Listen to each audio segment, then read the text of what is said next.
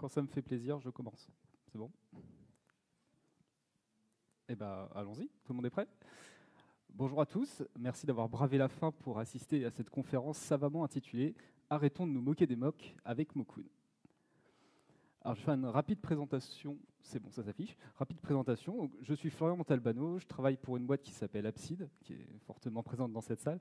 Ça va faire bientôt 8 ans. Et au fil de mon expérience de développeur, j'ai eu l'occasion de m'attaquer à des écosystèmes, on va dire, exotiques.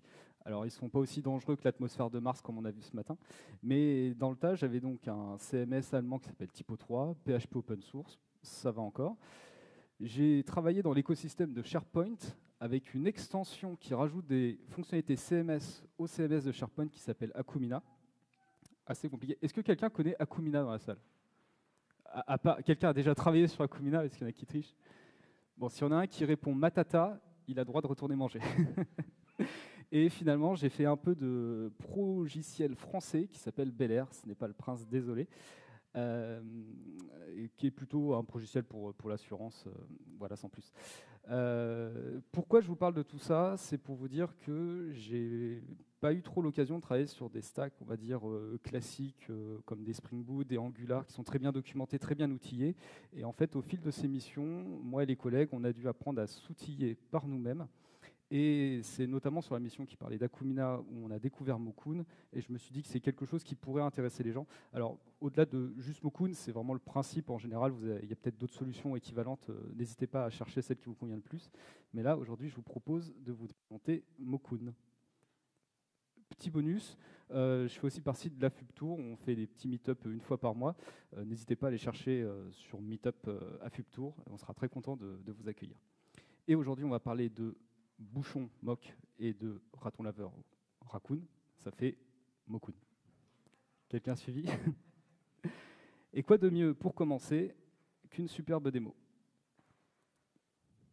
Ah, et là vous me dites, il reste un cratère. Toujours pas? Bon, jamais 203? Ah, attendez, je vais tester à quoi je suis connecté. Eh ben voilà le souci. Comme quoi on peut faire n'importe quoi avec PHP, mais c'est pas pour ça que ça va marcher. Plus sérieusement, c'est peut-être une situation qui vous est déjà arrivée au quotidien. Vous arrivez, vous lancez votre stack local, et pour une raison X ou Y, vous dépendez d'un service tiers, un back-end qui n'est pas sur votre PC, un environnement de développement, une API tierce qui est indisponible pour une raison quelconque. Autre situation possible, c'est on vous demande de développer un client d'une API, et on dit bah, en fait le développement du client va être en même temps que le développement de l'API. Donc en fait vous n'avez rien de tangible sur quoi vous accrocher pour votre développement. Il y a plusieurs solutions face à ces situations. La première très simple, c'est on va prendre un café en attendant que ça passe. C'est pas mal, mais ça ne fait pas avancer votre développement. Deuxième solution qui marche assez bien, c'est on va aller, si on a accès au code, commenter les services qui sont en erreur, qui ne fonctionnent pas dans votre code, et vous allez écrire des retours en dur. Ça marche bien, ça dépanne, mais c'est pas facile à partager aux collègues. Il faut penser à pas committer ce qu'on a mis dans le code parce que ça va causer des problèmes. Et si jamais l'indisponibilité se répète plusieurs fois, ça veut dire qu'il faut garder une stash Git ou un fichier texte avec les trucs à remplacer. C'est pas très agréable. Et c'est là donc on a eu cette situation-là, notamment avec Akumina. Et c'est là qu'on est tombé sur l'outil Mokun, qui va en fait servir de serveur de substitution.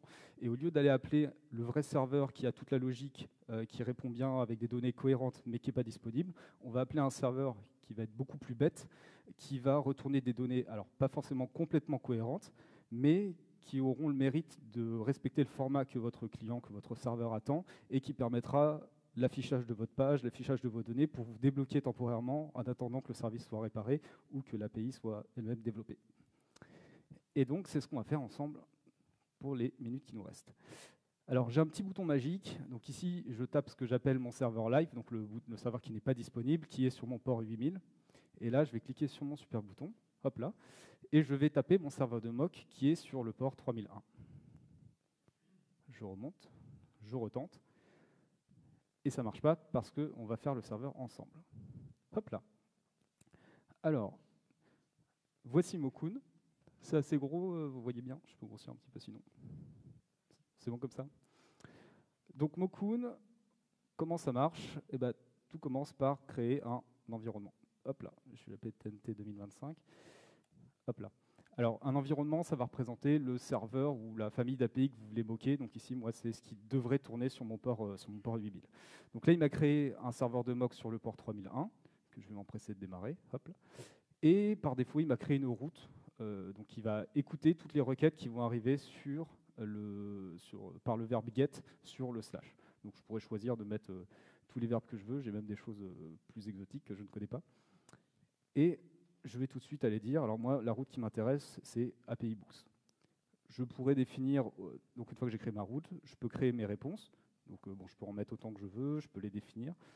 Et pour le test, on va se faire une petite 404. Hop. Et là, je vais mettre un petit peu de JSON tout bateau. Alors, je pourrais mettre absolument ce que je veux. L'important, c'est que votre client le supporte. Hop là. Pof. Alors, il faut que je redémarre parce que j'ai touché à mes routes. Mais si là, par exemple, si je rajoute un autre champ, je n'ai pas besoin de redémarrer. Ça le prend en compte tout de suite.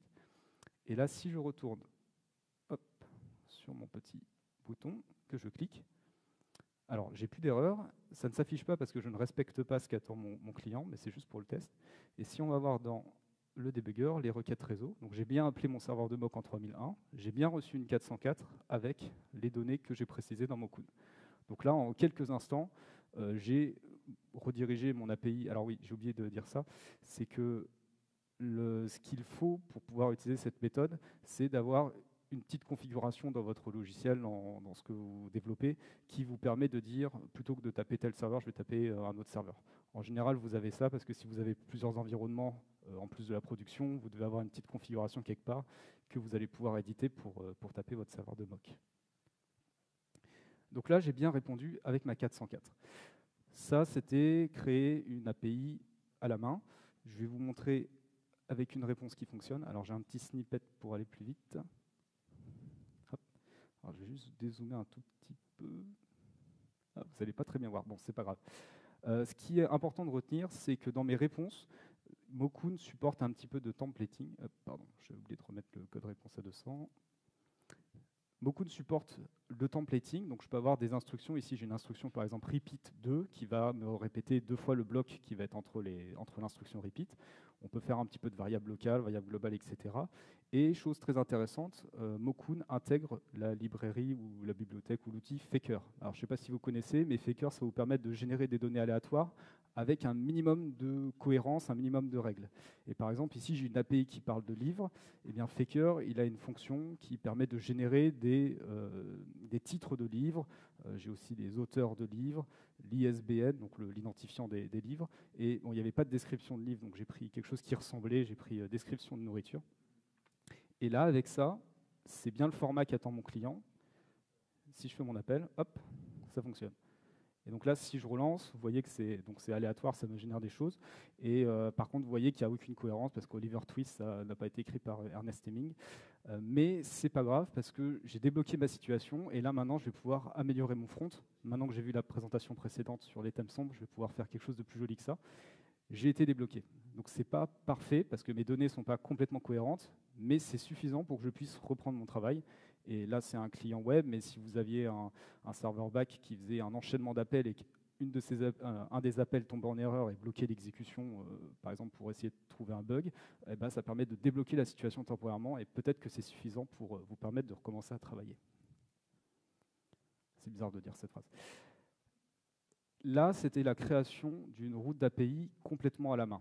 Mais il y a d'autres systèmes qui vous permettent d'aller encore plus vite ou de vous aider à moins écrire de choses, à moins réfléchir avec Mocoon. Celle que je vais vous montrer, c'est le CRUD route. Alors, je vais juste me permettre de renommer, parce que je vais utiliser le même nom d'API. Donc, si j'ai deux routes qui s'appellent pareil, Mocoon ne va pas trop savoir quoi faire. Donc là, je me remets mon API Books. Qu'est-ce qu'il va faire avec ce mode CRUD? En fait, il va permettre d'émuler directement tout ce que peut vous faire un CRUD de base. Donc, si vous avez des Swagger ou des choses comme ça, ça va prendre tout de suite tous les verbes. Et la façon dont ça fonctionne, c'est qu'il va demander ce qu'il appelle un data bucket. Alors, pareil, j'ai un petit snippet. Hop, je vais vous expliquer tout de suite.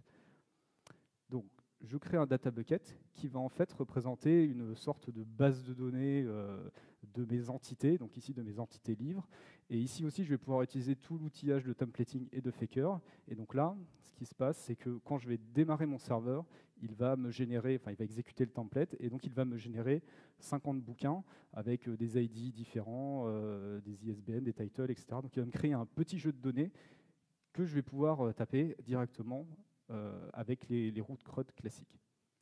Donc ici, j'ai juste à lui dire, donc je suis sur mon API book en mode CRUD, je lui dis utilise le dataset book, et il faut juste lui dire le paramètre qui servira d'ID pour mon entité, bah là ici il s'appelle très simplement ID.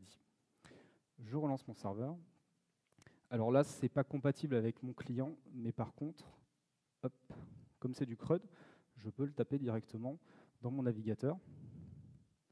Et donc ici, j'ai automatiquement une cinquantaine de livres directement prêts, directement moqués, que je pourrais intégrer dans un client ou n'importe quoi. Et là, c'est la version /get, donc il me récupère toute la liste des livres, mais je peux faire toutes les opérations CRUD, par exemple, taper un ID et j'accède au livre qui correspond à cet ID. Vous pouvez aussi faire les opérations put, patch, etc., post, et ça va les sauvegarder dans le dataset le temps de l'exécution du serveur. Donc quand vous allez couper votre serveur Mokoon et le relancer, en fait, vous allez repartir sur un nouveau jeu de données tel que vous l'avez décrit dans votre data bucket. Donc ici, avec une cinquantaine de livres aléatoires. Donc ça, c'était la deuxième méthode pour avoir rapidement des mocks, surtout si vous faites du CRUD. Et il y en a une troisième que j'ai envie de vous montrer. Hop. Oui, c'est très, c'est très savant. C'est le mode proxy. Alors le mode proxy, là par contre vous avez besoin d'un vrai serveur, donc je vais me permettre de lancer mon serveur 8000, qui est juste un petit API plateforme qui contient juste quelques livres qui respectent un petit peu la réponse que j'ai mis tout à l'heure en tout premier test manuellement. Et le mode proxy, en fait, Mokoon, quand il va recevoir une requête, si jamais il ne trouve pas de route qui correspond à cette requête, il va tout simplement laisser passer la requête vers le serveur que vous aurez précisé. Donc ici, ça va être mon localhost 8000. Je relance, hop. Et donc là, alors si vous remarquez, ça met un peu plus de temps. Alors ça me le fait, c'est que j'étais trop vite. Voilà, ça met un petit peu plus de temps. Si je recharge, ça me répète toujours les mêmes données. Donc là, j'accède bien, en fait, je passe par Mokoon, qui ne connaît pas la route, donc qui transfère au vrai serveur et qui répond à Mokoon, qui après me répond. Et l'intérêt de ça, c'est que dans Mokoon, je vais avoir accès à un onglet qui s'appelle les logs. Et ici, hop, je vais pouvoir voir tout ce qui s'est passé, et notamment ici il y a un petit bouclier où Mokoon me dit la requête est passée par le proxy, a été envoyée au vrai serveur. J'ai accès à toute la réponse, tout ce qui s'est passé, etc. Et j'ai un petit bouton magique ici qui va me créer automatiquement, à partir de ma réponse, ma route, le statut, tout le contenu de la réponse, donc ici en mode complètement statique, et tous les headers que m'a renvoyé mon serveur. Donc ça, c'est hyper pratique parce que ça veut dire que demain, vous pouvez mettre Mokoon en mode proxy, vous utilisez votre application de façon classique, ça va vous générer plein de logs et vous pouvez comme ça vous générer un petit annuaire d'API qui peuvent être utiles à moquer au cas où elles sont indisponibles. Voire, j'ai dit indisponible, mais si jamais vous avez une API qui répond en, je dis n'importe quoi, c'était quoi le ping, en 45 heures, ici, vous pouvez faire dans votre mock, va répondre vraiment instantanément. Donc là, je vais vous montrer, hop. J'ai rajouté ma petite route. Et donc là, vous voyez, ça répond instantanément. Donc j'arrive dans Mokoon qui me répond tout de suite, donc statiquement ce qu'il a enregistré.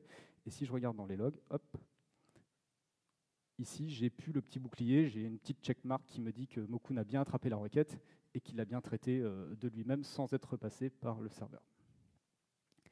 Donc voilà un petit touring de l'outil Mokoon. Au-delà de l'outil, c'est un peu la stratégie, cette méthode d'avoir un petit serveur à côté de votre application qui permet de substituer au vrai serveur sans faire de modifications directement dans votre code. Et l'avantage d'avoir quelque chose comme Mokoon, c'est que vous avez tout un tas d'outillages. Donc ici, je peux exporter l'environnement que je viens de créer pour le versionner, par exemple, et le partager aux collègues. Il existe une version CLI qui permet de s'exécuter sur des serveurs en self-hosted, etc. Et ça me permet d'enchaîner, je vois que j'arrive à la fin, ça me permet d'enchaîner sur un petit peu, pas l'écosystème, le contexte de Mokoon. Donc c'est un outil open source, gratuit, La documentation est très bien, donc je vous invite à la consulter si vous voulez plus d'informations. Et vous n'avez aucune limitation quand ça tourne en local, quand ça tourne chez vous. Il y a une version cloud si vous voulez faire des choses plus élaborées, plus dynamiques, mais qui va être payant. Et j'avais une dernière info. Ça va être le trou de la fin. Désolé. Gratuit. Eh bien, ça m'est sorti de la tête, je suis désolé. Voilà, donc c'était Mokun. N'hésitez pas à aller voir. Si, c'est bon, j'ai retrouvé. C'est que par défaut, quand vous l'installez, vous avez un environnement démo API qui vous montre plein de choses dont je n'ai même pas parlé sur les règles, les paramétrages, etc. Il est vraiment très bien. Donc, si vous voulez avoir un tour encore plus complet de Mokun, je vous invite à le télécharger, regarder l'environnement de démo et vous aurez vraiment plein d'informations. Merci à vous.